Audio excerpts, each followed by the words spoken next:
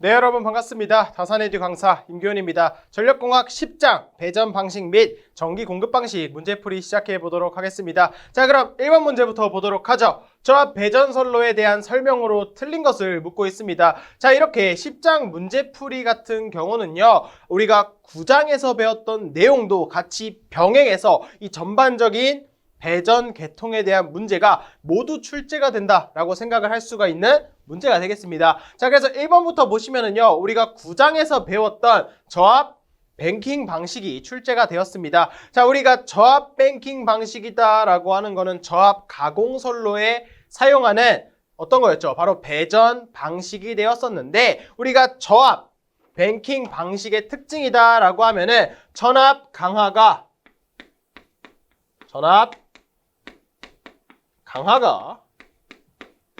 작고요. 그리고 손실도 작다라고 하는 가장 큰 특징이 있었습니다. 자, 이때 전압 강하가 적고 손실도 적다라고 하는 것을 다르게 말하면 뭡니까? 바로 전압 변동도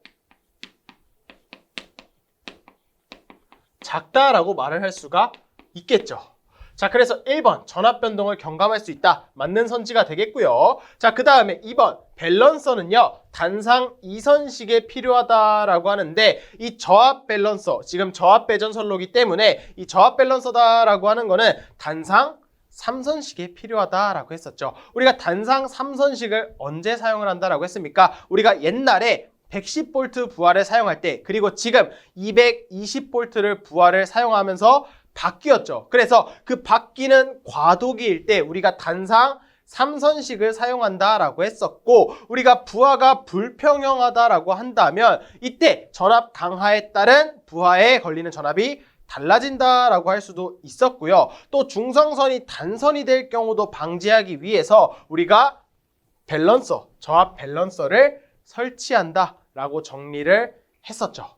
자, 그래서 여러분들 2번이 지금 단상 2선식에 필요하다가 틀린 선지가 되겠고요. 3번 문제 보시면 부하율과 손실 개수 사이에는 다음과 같은 관계가 있다라고 하는데, 제가 이 손실 개수에 대해서는요, 딱 이 선지가 출제가 된다라고 했습니다. 자, 그래서 이 손실 개수와 부하율이다라고 하는 그 관계에서 그 가운데는 항상 부하율이 들어가고요. 그 외에, 그 밖에, 다시 가운데가 손실 개수가 들어가는 거죠. 손실 개수.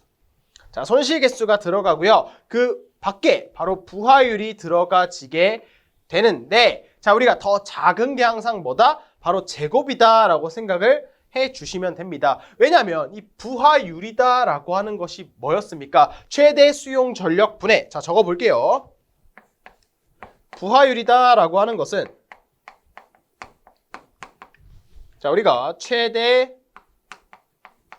수용 전력, 즉 얼마만큼 가장 많이 사용한 전력에 대해서 무엇으로? 바로 평균 수요 전력에 대한 비율이다라고 했었죠.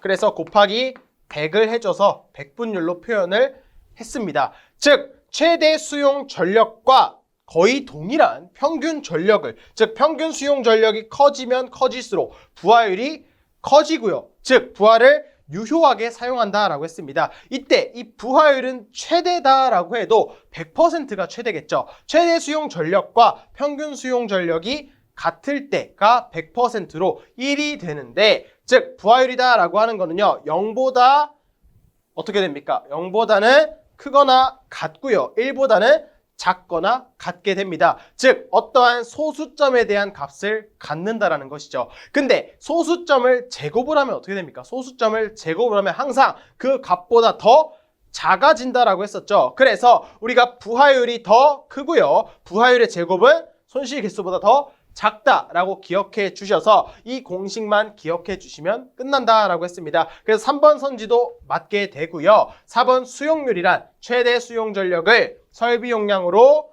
나눈 값을 퍼센트로 나타낸 것이다 라고 하는데, 이 수용률이 뭐였습니까? 우리가 어떠한 설비 용량 대비 가장 많이 사용을 할 때에 대한 비율이다 라고 했어요. 그래서 최대 수용 전력을 설비 용량으로 나눈 값, 이것에 대한 비율, 퍼센트로 나타낸 것이다. 맞는 선지가 되겠죠. 그래서 정답을 골라주시면 2번이 답이 되겠습니다.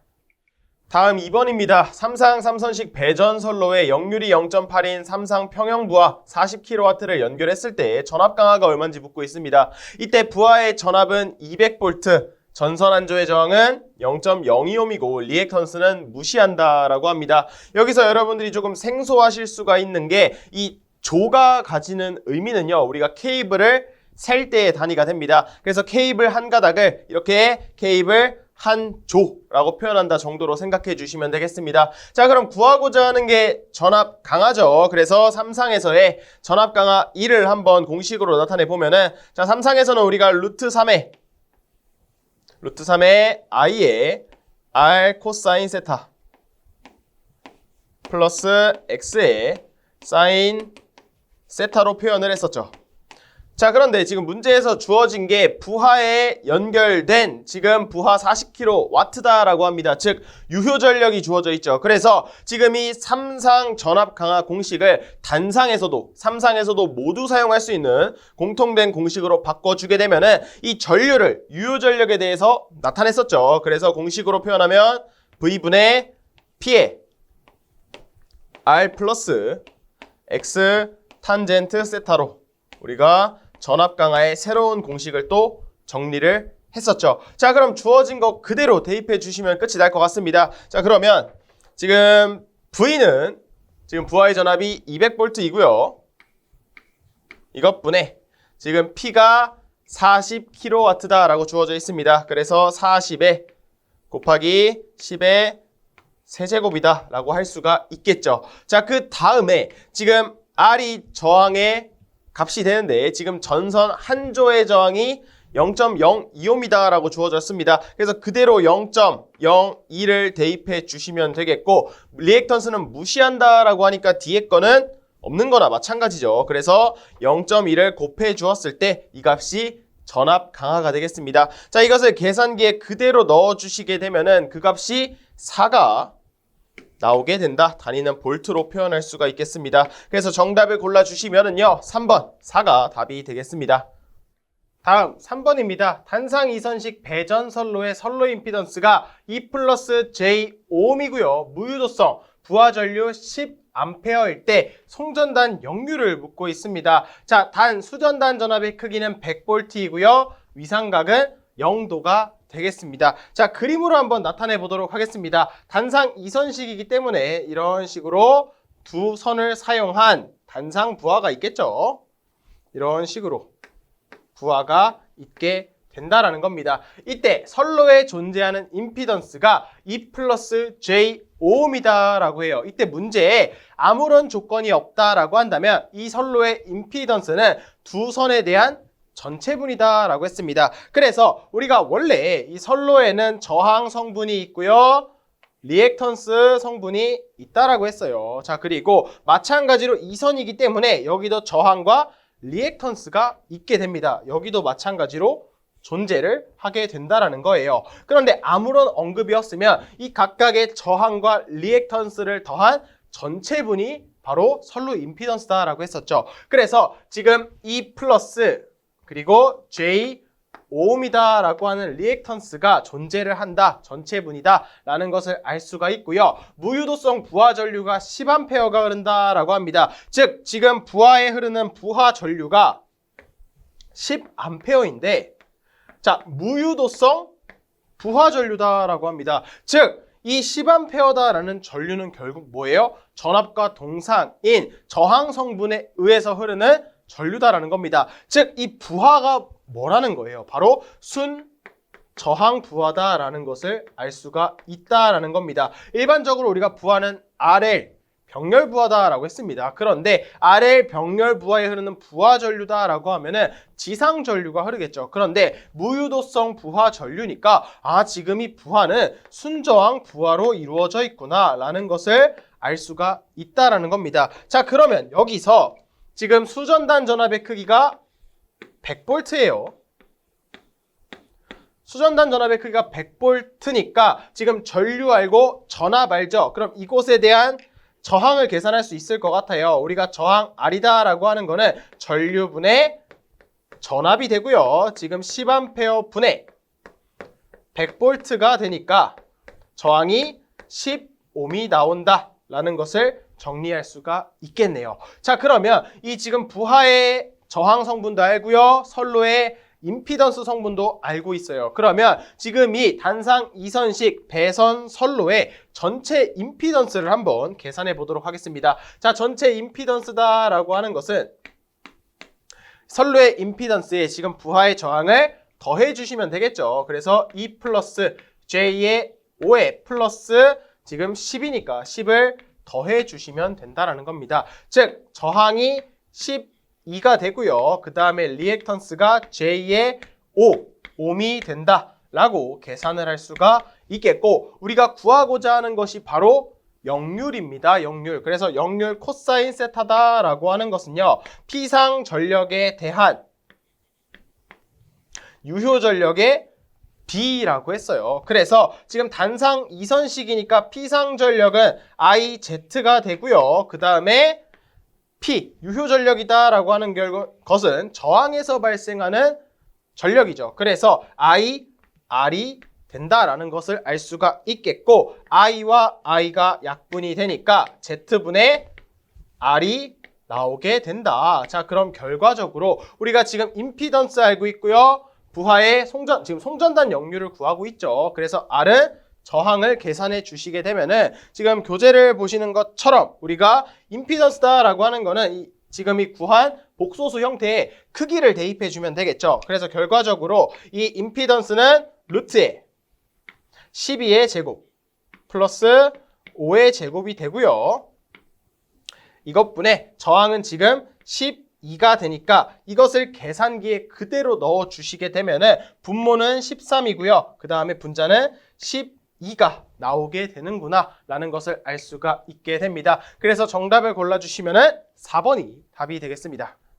다음 4번 보도록 하겠습니다. 전선의 굵기가 균일하고요. 부하가 균등하게 분산되어 있는 배전선로의 전력 손실은 전체 부하가 선로 말단에 집중되어 있는 경우에 비하여 어느 정도가 되는지를 묻고 있습니다. 자, 결국 포인트가 뭐죠? 분산 부하가 집중 부하에 비해 전력 손실이 얼마가 되는지를 묻고 있습니다. 자, 우리가 딱 두 가지를 기억해 달라고 했어요. 자, 우리가 먼저 전압 강화에 대해서 나타냈었죠. 우리가 전압 강화 E라고 하는 것은 우리가 저항 성분만 있다라고 했을 때 IR로서 표현을 할 수가 있습니다. 이때 집중 부하든 분산 부하든 어차피 저항은 우리가 동일하다라고 하기 때문에 R은 일정하고요.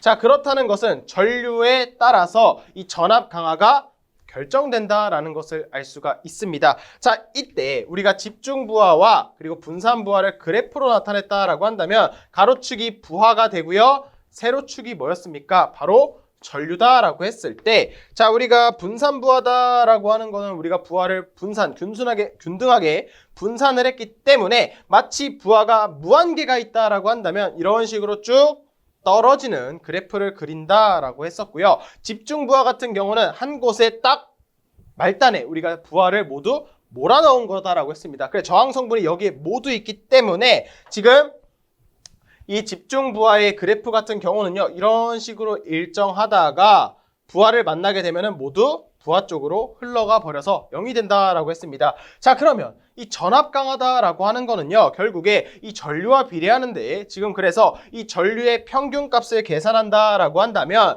이 집중 부하 같은 경우는 항상 I로 일정하겠죠. 그래서 이 집중 부하의 전압 강하를 I다라고 했을 때 이 분산 부하의 평균을 계산하면은 딱 절반이 돼서 우리가 2분의 1배가 된다라는 것을 알 수가 있습니다. 즉, 이 전압 강하다라고 하는 거는 분산 부하가 집중 부하보다 2분의 1배 감소한다라는 것을 알 수가 있겠고, 전력 손실 같은 경우는 우리가 적분을 해야 되기 때문에 결과값만 기억을 해달라고 했어요. 그래서 우리가 암기법에 대해서는 정리를 했었죠. 자, 암기법을 어떻게 기억해달라고 했습니까? 우리가 전력 손실 PL이다라고 하는 거는 I제곱 R이다라고 했습니다. 자, 그럼 여기서 우리가 이 지수만 따지게 되면은 I는 제곱이고요. R은 사실 1의 제곱이 생략되어 있는 거죠. 그래서 이 2와 1 지수 성분을 더해 주시면 2 더하기 1은 3이 되고요. 그래서 3분의 1배만큼 감소한다 라고 기억해 달라 했습니다. 자, 전압 강화도 동일하게 사용을 할 수가 있어요. 자, 지수가 1이고요. 지수가 1이 생략되어 있으니까 1 더하기 1은 2가 나와서 2분의 1배, 전압 강화는 2분의 1배 감소가 된다. 딱 이 두 개를 기억해 주시면 되겠습니다. 그래서 정답은 우리가 전력 손실을 따져야 되니까 2번 3분의 1배가 감소한다가 정답이 되겠습니다. 다음 5번입니다. 일반적인 경우에 그 값이 1 이상인 것을 묻고 있는데 자, 해당 내용은 정답이 부등률이죠. 자, 이 부등률이다 라고 하는 것은 뭐였습니까? 우리가 2개 이상의 수용 장소가 있을 때 우리가 얼마나 이 부하를 사용하는 시간대가 다른 정도를 우리는 부등률이다 라고 했었죠. 그래서 이 부등률이다 라고 하는 것을 식으로 나타내게 되면은 이 부등률은요, 자, 합성 최대 수용 전력 분해 그 다음에 분자가 바로 뭐였습니까? 각 수용가의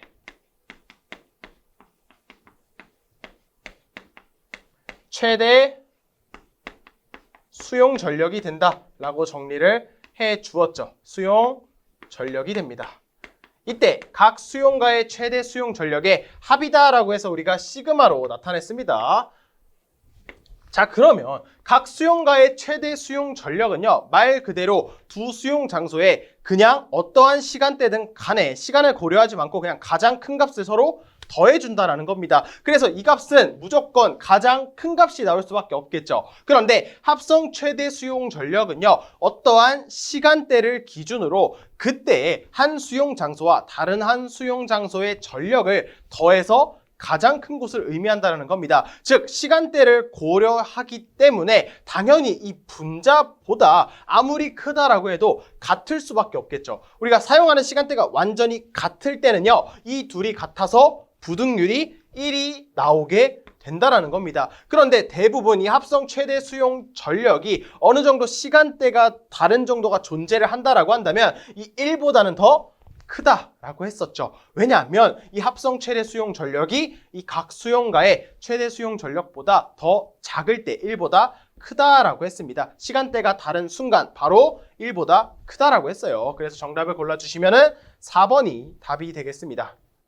다음 6번입니다. 설비 용량이 360kW, 수용률이 0.8, 부등률이 1.2일 때 합성 최대 전력을 묻고 있습니다. 자, 우리가 합성 최대 전력이다 라고 하는 것이 결국에 뭐였죠? 두 가지 이상의 수용 장소를 공급해 줄 때 그 변압기 용량의 최소값이 된다라고 했습니다. 왜냐하면 이 변압기 용량이다라고 하는 거는 내가 공급해 줘야 되는 수용 장소에 공급할 때 그 최대값보다는 더 큰 용량을 가지고 있어야 된다라고 했습니다. 그래야지만이 보다 안정적으로 공급할 수가 있다라고 했어요. 그래서 이 변압기 용량 공식을 한번 나타내 보면은,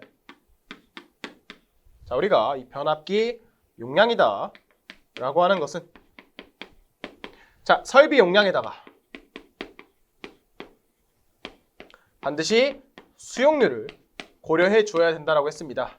이 수용률이다 라고 하는 거는 설비 용량을 기준으로 했을 때 내가 실제로 얼마나 최대로 사용하는지 그 비율을 묻는다라고 했습니다. 그래서 수용률이 커지면 커질수록 내가 더 설비 용량에 인접하게 더 잘 많이 공급을 해주는 거기 때문에 수용률이 증가를 하면 당연히 변압기 용량도 커지게 된다라는 것이죠. 자, 그래서 여기에 만약에 이 변압기 용량이다 라고 했을 때 역률도 주어져 있다라고 하면 역률도 고려를 해 주어야 되고요. 역률에 대한 언급이 없으면 1이다라고 생각을 해주시면 됩니다. 그 다음에 효율도 있으면 이 부하의 효율도 있으면 효율도 고려해 주셔야 되는데 여기까지의 변압기 용량은 뭐였어요? 우리가 하나의 수용 장소를 가지고 부등률이 1일 때 한 수용 장소, 즉 서로 다른 시간대가 애초에 존재할 수가 없는 그때 변압기 용량은 다음과 같이 산출한다라고 했습니다. 그런데 만약에 두 개 이상의 수용 장소에 이 변압기가 공급을 한다라고 한다면 이때는 반드시 그 부하의 사용 시간대를 고려해 주어서 우리가 분모에 부등률을 추가해 달라라고 했습니다. 그래서 부등률이 커진다라고 하는 것은 뭐였죠? 지금 사용하는 시간대가 지금 같은 시간대가 아니다라는 거죠. 즉 서로 다르게 사용을 하고 있기 때문에 최대로 사용하는 그 전력량이 작아지겠죠. 즉 분모가 커지기 때문에 이 변압기 용량은 더 작은 것을 선정할 수가 있겠고요. 이 부등률이 작다라고 하는 거는 사용하는 시간대가 같다라는 겁니다. 그래서 어떠한 시간대 내에 내가 공급해 줘야 되는 전력량이 굉장히 많다라는 것이겠고 그로 인해서 변압기 용량도 커진다라고 정리를 해달라 했었죠. 그래서 우리가 구하고자 하는 이 합성 최대 전력이다라고 하는 거는 이 변압기 용량의 최소값입니다. 그래서 우리가 이 변압기 용량에 다니는 기본적으로 킬로볼트 암페어가 되죠. 그래서 합성 최대 전력이다라고 하는 거는 킬로와트이기 때문에 우리가 역률도 지금 주어져 있지 않죠. 역률을 빼주시고요. 그 다음에 효율도 없으니까 효율도 빼줘서 이대로 대입만 해주면 된다라는 겁니다. 왜냐하면 우리가 피상 전력을 유효 전력으로 바꿀 때 역률로 나누어 주었죠. 그래서 역률로 우리가 고려를 해서 단위를 환산해 주셔야 된다는 겁니다. 그래서 결과적으로 식을 대입해 주시면 설비 용량이 360이 되고요. 그 다음에 수용률이 0.8. 이것을 지금 역률은 이미 나눠서 킬로와트로 바꿔주었고요. 그리고 효율도 없으니까 주어져 있지 않아서 우리가 무시한다라고 한다면 부등률 1.2를 넣어주셔서 이를 계산기에 넣어주면 그 값이 240kW가 나온다라는 것을 알 수가 있겠습니다. 그래서 정답을 골라주시면 2번이 답이 되겠습니다. 다음 7번 보도록 하겠습니다. 최대 전력의 발생 시각 또는 발생 시기의 분산을 나타내는 지표를 묻고 있습니다. 즉 서로 다른 두 개의 수용 장소에서 내가 부하를 사용할 때 그 부하를 돌리는 시간대가 서로 다른 정도, 얼마나 떨어져 있는지, 얼마나 붙어 있는지 그 분산을 나타내는 지표가 결국 뭐다라고 했었죠? 바로 부등률이다라고 했습니다. 그래서 부등률을 우리가 고려를 해서 이 메인 변압기의 용량을 선정을 할 때 이 부등률이 크면 클수록 우리가 같이 서로 사용하는 시간대가 다르다라는 것을 의미를 해서 변압기 용량은 작아진다라고 했고요. 부등률이 작다라고 하는 것은 내가 동시에 이 부하를 사용하는 시간대가 많다라는 것이겠고 그로 인해서 변압기 용량은 더 크게 산정을 해야 된다라고 했습니다. 그래서 정답을 골라주시면 1번이 답이 되겠습니다. 다음 8번입니다. 각 수용가의 수용률 및 수용가 사이의 부등률이 변화를 할 때 수용각은 총합의 부하율에 대한 설명으로 옳은 것을 묻고 있습니다. 자, 우리가 지금 부등률과 수용률에 대해서 지금 부하율이 어떻게 변하는지를 묻고 있어요. 그래서 이 변압기 용량을 한번 공식으로 나타내 보면은 자, 이때 이 변압기다라고 하는 거는 부등률까지 주어졌으니까 지금 서로 다른 시간대가 존재를 한다는 겁니다. 부하를 사용할 때 서로 시간대가 다른 정도가 있다는 것이고 두 수용 장소 이상을 지금 감당하는 변압기 용량이 되겠죠. 그래서 이 변압기 용량은 우리가 설비 용량에다가 수용률을 고려해 주어야 된다라고 했고요.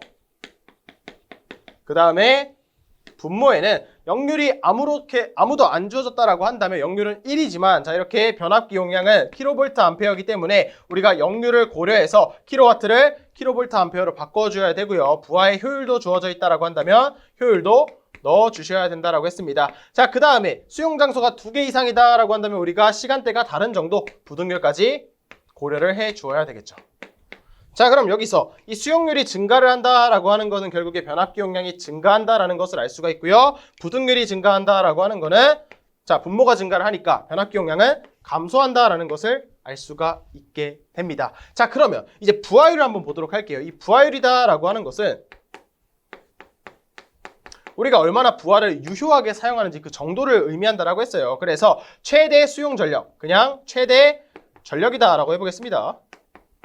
최대 전력에 대해서 무엇을 평균 전력에 대한 비율이다라고 했습니다.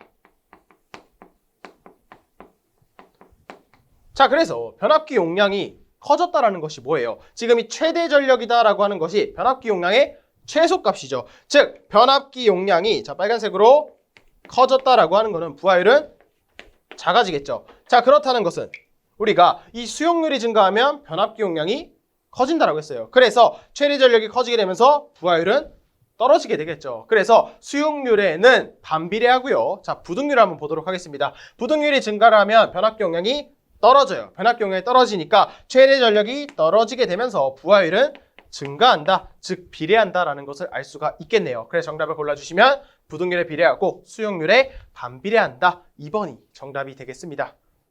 다음 9번입니다. 다음 중 배전선로의 부하율이 F일 때 손실개수 H와의 관계로 옳은 것을 묻고 있습니다. 자, 우리가 이 손실개수와 부하율에 대한 관계를 묻는다라고 하면 딱 이 공식을 찾는 문제만 출제가 된다라고 했습니다. 그래서 해당 내용만 기억해 주시면은 거진 다 맞출 수 있다라고 했습니다. 자, 그래서 우리가 H다라고 하는 것이 손실 개수고요. F가 부하율이다라고 했습니다. 이때 부하율과 손실 개수 모두 1보다는 반드시 같거나 작고요. 또 0보다는 같거나 크다라고 했습니다. 결국에 이 부하율과 손실개수 모두 소수점이 된다는 것을 알 수가 있는데 이 소수점을 제곱하면 어떻게 되죠? 소수점은 제곱을 하면 항상 본인의 값보다 더 작아지게 된다라고 했습니다. 즉, 이 부하율이다라고 하는 것은 당연히 이 부하율의 제곱보다는 더 크겠고 그 가운데 손실개수가 들어있는 바로 이 공식을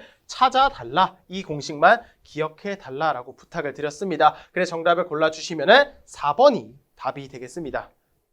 다음 10번 보도록 하겠습니다. 승합기에 의하여 정합 V2에서 VH로 승합을 할 때 2차 전격 전압 E, 자기용량 W인 단상 승합기가 공급할 수 있는 부하용량을 묻고 있습니다. 자, 우리가 이 승합기다라고 하는 것이 결국 단권 변압기를 전압을 높여주는 승합기로 사용한다는 것이죠. 그래서 우리가 단권 변압기에 대해서는요, 전기기기 시간에 다 다루었습니다. 그래서 이 승합기다라고 하는 거는 저압 측에서 이렇게 2차 측 전격 전압만큼 우리가 승합을 해줄 수가 있다라고 생각을 할 수가 있겠죠. 자, 그러면 지금 이곳에 걸리는 전압이 V2가 되고요.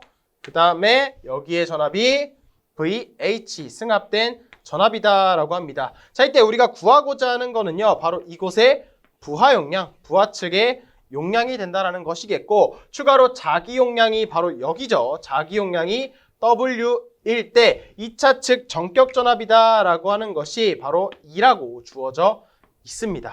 자, 그러면 지금 이 부하용량을 구하고 싶으니까 우리가 이곳에 흐르는 전류를 알면 구할 수가 있겠죠. 이 부하용량 P다라고 하는 것이 결국 승합된 전압에다가 지금 부하전류 I를 곱해주면 끝이 나게 된다라는 거예요. 그래서 이 부하전류를 구하는 게 핵심인데 지금 자기용량과 2차 측 전압, 지금 이 승합된 전압을 다시 승합이 얼만큼 되는지를 의미하는 이 전압이 주어져 있습니다. 그래서 자기용량을 지금 이 자기용량을 2차 측 전격 전압으로 나누어 준 것이 뭡니까? 우리가 전류다라고 하는 것은 전력에 대해서 나타냈을 때 전압을 전력으로 나누면 전류가 되지 않았습니까? 그래서 이 값이 부하 전류가 된다라는 겁니다. 왜냐하면 이 자기용량이다라고 하는 것이 2차 전격 전압에다가 동일하게 부하 전류를 곱한 값이기 때문에 우리가 W의 2를 나누어 준 게 I가 되고요. 이 해당하는 값을 그대로 대입해주면 정답이 되겠죠. 그래서 정답을 계산해 주시게 되면은 보기와 같이 2분의 지금 VH를 먼저 적어 주었네요. 그래서 VH에 자기용량 W를 곱한 것이다. 정답을 골라주시면 1번이 답이 되겠습니다. 다음 11번 보도록 하겠습니다. 단상교류회로에 3150대 210V의 승합기를 80kW, 역률 0.8인 부하에 접속하여 전압을 상승시키는 경우에 약 몇 kVA의 승합기를 사용해야 적당한지를 묻고 있습니다. 전원 전압은 2900이다라고 합니다. 자, 우리가 승합기다라고 하는 것이 단권 변압기를 지금 저압 측보다 고압 측에 건수비가 높은 승합기로 사용한다는 것이죠. 그래서 이런 식으로 승합기를 그려줄 수가 있다라는 겁니다. 그래서 내가 전원 전압을 인가를 했을 때 승합된 전압을 얻어낼 수가 있다라는 것이죠. 자, 그럼 여기서 지금 전원 전압이 2900V다라고 주어져 있고요. 그 다음에 지금 이 승합기의 권수비 또는 전압비다라고 하는 것이 3150대, 그 다음에 여기가 210V가 된다라고 주어져 있습니다. 그 다음에 승합기가 80kW다라고 해요. 그래서 이 부하 측의 유효 전력이 결국에 80kW가 되는데 우리가 부하용량이다라는 것을 계산하기 위해서는 이 부하용량은 kVA죠. 그래서 이 부하용량 P라고 하는 거는 주어진 유효 전력 지금 80kW를 역률로 나눠주면 될 것 같아요. 그래서 80을 0.8로 나누어 줘서 결국에 이 부하용량이 100kVA다 이렇게 부하용량이 주어진 것과 동일한 것을 의미를 한다라는 겁니다. 자, 그러면 우리가 계산을 하나씩 해주어야 하는데 여러분들이 우선 헷갈려 하시는 부분이 있어요. 우리가 이 단권 변압기의 전압비다라고 하는 것이 3150대 210V면요. 항상 승합되는 전압이 210V다라고 착각하시는 분들이 있어요. 그런데 이것은요. 내가 전원 측에 3150V를 인가했을 때 이 전압비에 의해서 210V를 승합해준다라는 것을 의미를 합니다. 그럼 내가 2900을 인가해주면 다음과 같은 전압비에 의해서 승합된 전압을 계산해 주어야 되겠죠. 자, 그럼 계산을 해주면 지금 이 전압비를 나타내서 이 3150분의 210에다가 내가 실제 인가한 전압은 2900이 되겠죠. 이것을 그대로 계산기에 넣어주시면 그 값이 193.33V라고 하는 값이 나옵니다. 193.33V다라고 하는 전압이 승합이 된다라는 거예요. 그래서 내가 2900을 넣어주시게 되면은 사실 승합되는 전압은 193.33V가 된다라는 것이겠죠. 자, 이때 우리가 구하고자 하는 것은 뭐예요? 바로 이 승합기의 용량입니다. 이 승합기의 용량이다라고 하는 것이 결국 이 자기 용량을 의미를 하는 것이죠. 그럼 이 자기 용량을 계산하기 위해서 승합된 전압을 알아야 되고요. 지금 이 2차 측에 흐르는 부하 전류 I를 계산해주면 끝이 된다라는 겁니다. 자, 그러면 이 부하 전류를 계산하기 위해서 우리가 알고 있는 게 지금 부하 용량이에요. 부하 용량. 그럼 이 부하 용량에 의해서 우리가 계산을 하면 이 부하 전류다라고 하는 거는 부하 용량에다가 지금 킬로볼트 암페어니까 볼트 암페어로 바꾸면 10의 세제곱이 되고요.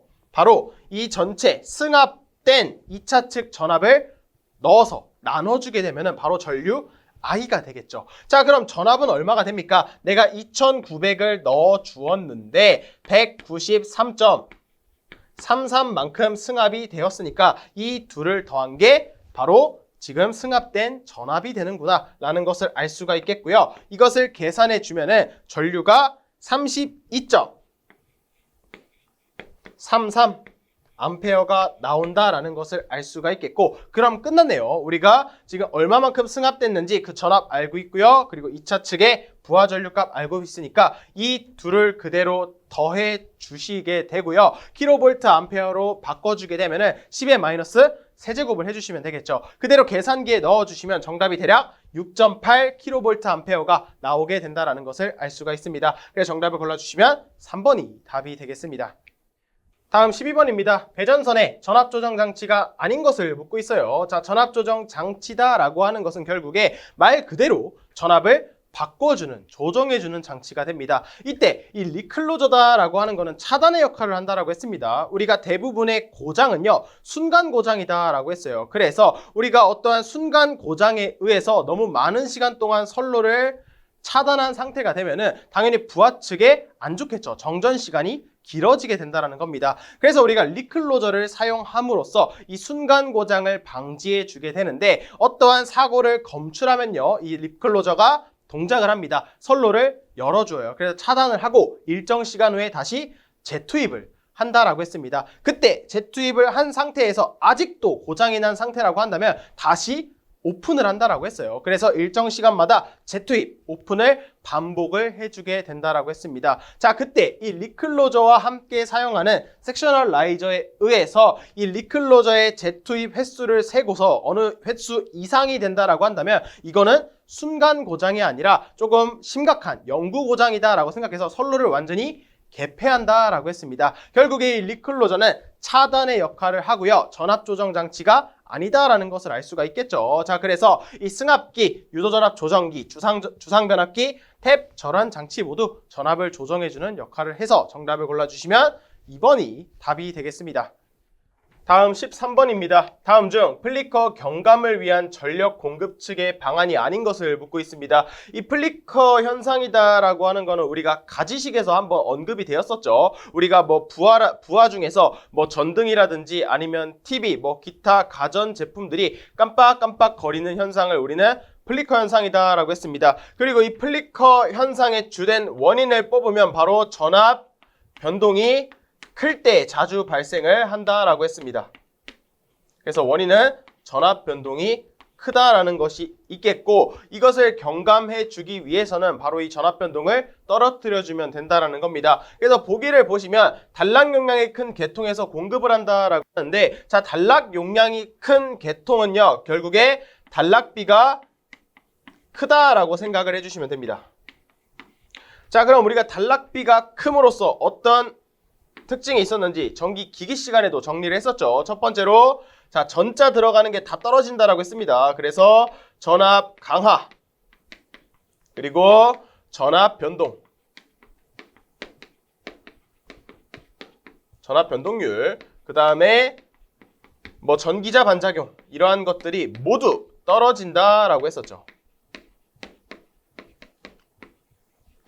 자, 그렇다는 것은 우리가 전압 변동을 줄여줘야 된다라고 했어요. 그래서 단락비가 큰 기기를 사용하게 되면은 전압 변동률이 떨어지게 됨으로써 우리가 이 플리커 현상을 경감할 수가 있게 된다라는 겁니다. 자, 다음 2번 보시면 공급 전압을 낮춘다라고 하는데 우리가 공급 전압 같은 경우는요 높여줘야 합니다. 우리가 전압을 높였을 때 뭐 전압 강화라든지 전압 변동률이라든지 이러한 것이 떨어지고요. 또 전력 손실도 경감시킬 수가 있다라고 했습니다. 그래서 틀린 선지를 골라주시면 2번이 답이 되고요. 그 다음 3번에 전압 전용 변압기로 공급한다와 단독 공급 계통으로 구성한다 라고 하는 게 결국 이러한 플리커 현상을 경감하기 위해서 좀 더 이 전용적인 우리의 어떤 기기를 제품을 사용한다 라고 봐주시면 되기 때문에 이 3번 4번 선지도 모두 맞는 선지다 라고 생각을 해주시면 되겠고요. 우리가 틀린 것을 골라준다라고 한다면 2번 공급 전압을 낮추는 게 아니라 높여줘야 한다가 올바른 표현이 되겠습니다.